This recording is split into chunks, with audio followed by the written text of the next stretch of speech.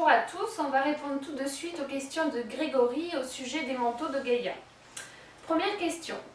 Lorsque la Terre aura acquis ses 10e ou 11e ou 12e corps, à chaque fois, en admettant que certains êtres ne suivent pas cette évolution, que deviennent-ils? Alors, la question est assez amusante parce que finalement, il suffirait de regarder ce qui se passe maintenant pour savoir ce qui se passera à cette époque-là. Je m'explique. Il est clair que si les êtres humains sur Terre n'ont que 4 corps, vital, astral, mental, causal, et que la planète est déjà à son 10e, ils ont un petit décalage. Parce que normalement, la planète, qu'est-ce qu'elle fait? Elle devrait monter soit parce que les humains la portent, soit monter pour tirer les humains. Parce que soit elle est tirée par les humains, c'est-à-dire que tous les humains passent une initiation, mais la planète aussi, ou alors elle passe une initiation et les êtres humains sont tirés vers le haut. Bon. Là, on va dire que depuis très longtemps, l'être humain est tiré vers le haut. La planète, elle rame à cause des êtres humains, il faut être honnête. Bon. Vu le comportement de la plupart, c'est vrai qu'elle a un petit peu du mal. On va même dire qu'elle est en retard, elle aurait dû passer son initiation, se rajouter un manteau et être une planète sacrée depuis déjà, pas longtemps, mais quelques dizaines d'années, on va dire. Mais bon, on a un petit retard, c'est pas bien méchant, de toute façon à l'échelle galactique, c'est rien, hein, 20-30 ans, c'est rien.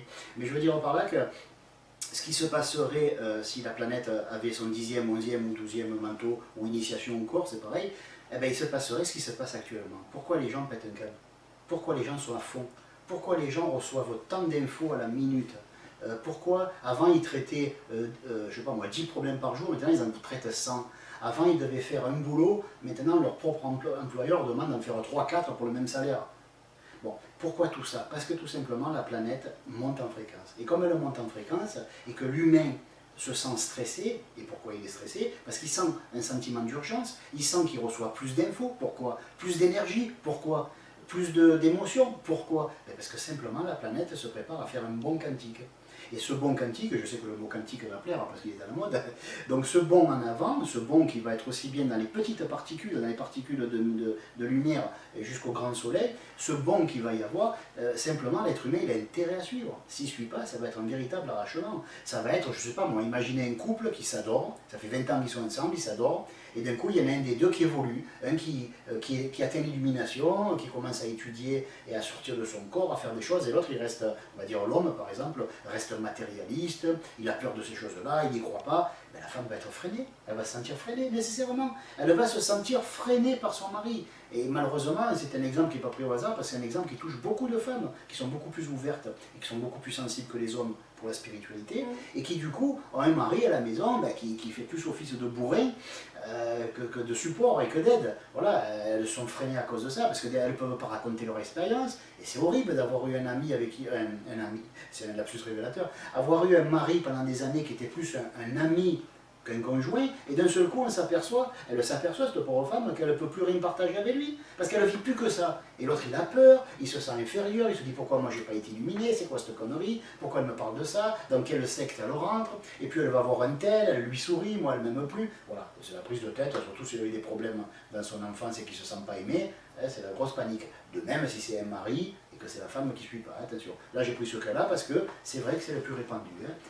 6 fois sur 10, c'est plutôt la femme qui est un peu plus ouverte et le mari qui est un peu la ramasse. Voilà. Donc je veux dire par là que quand dans un couple on voit la femme qui veut évoluer et le mari qui la freine, il n'y a pas 36 solutions. Ou la femme se laisse freiner, elle le ralentit pour garder son mari, ou elle accélère et elle le largue ou il se largue lui-même ou il s'en va parce que ça ne peut pas aller. C'est parce que justement ils ne sont pas conjoints. Ce sont des conjoints qui ne sont plus, qui n'agissent plus conjointement. Ils sont en décalage. Bon. Un décalage émotionnel, un décalage mental et un décalage surtout vibratoire. De même, la planète, elle agit conjointement à l'humanité. L'humanité pris comme quelque chose de global. Bon. Quand la planète monte en fréquence, l'humanité doit en faire de même. Mais elle doit le faire à 2 niveaux, parce que tout est double. Elle doit monter en fréquence mentale et elle doit monter en fréquence astrale. On a dit émotionnelle, sensation, perception, etc. Bon. Et ce qui se passe généralement, c'est que sur le couple, l'homme et la mère du monde, ou la femme, la grande dame, il n'y a que la femme qui évolue et l'homme, il n'avance pas. Voilà. L'homme pris comme un tout, bien sûr. Donc dans ce cas-là, on voit l'humanité qui rame, qui fait ramer Gaïa, et elle, qu'est-ce qu'elle fait? Elle a 2 solutions, comme elle a jusqu'à présent, qu'est-ce qu'elle a fait? allez, ben, elle revient en arrière, elle baisse un peu en fréquence pour pas foutre le bordel. Parce que si elle garde sa fréquence haute, l'être humain, il va finir par se pendre, il va y avoir des suicides à tout va, etc. Bon, mais qu'est-ce qui se passerait donc pour répondre à cette question pour en terminer? Ben, si la planète commençait à prendre une ou deux initiations d'un coup, ben, les êtres humains, ou ils suivent, ou ça pète, ça casse, et on a des pétages de câbles en direct comme on a actuellement, ou des gens qui se suicident parce qu'on leur a dit au boulot qu'ils risquaient de perdre leur emploi. Alors, seconde question.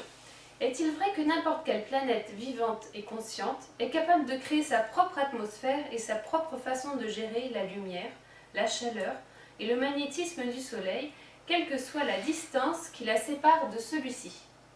Alors, pour comprendre le sujet, il faut prendre le problème à l'envers. C'est vrai qu'on est petit, on grandit, on a un petit corps, hein, un corps de bébé, hein, et on grandit, on pousse et on devient un adulte. Bon.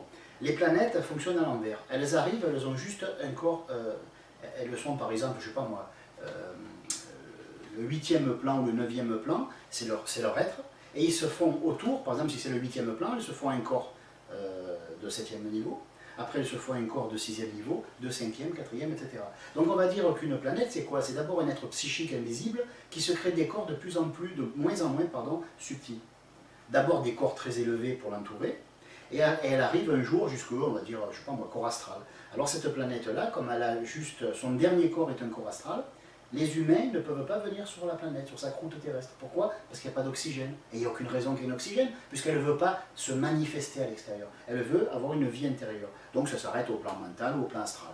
Qu'est-ce qui se passe pour que, quand la planète Terre dit, tiens, mes enfants, je veux les mettre à l'extérieur, je veux qu'ils aillent vers les autres, qu'ils aillent vers le monde, et que ce qui m'arrive à moi, je me tourne vers l'extérieur, ça leur arrive à eux, hein, ce qui est en haut comme ce qui est en bas, ce qui est en grand et comme en petit, etc.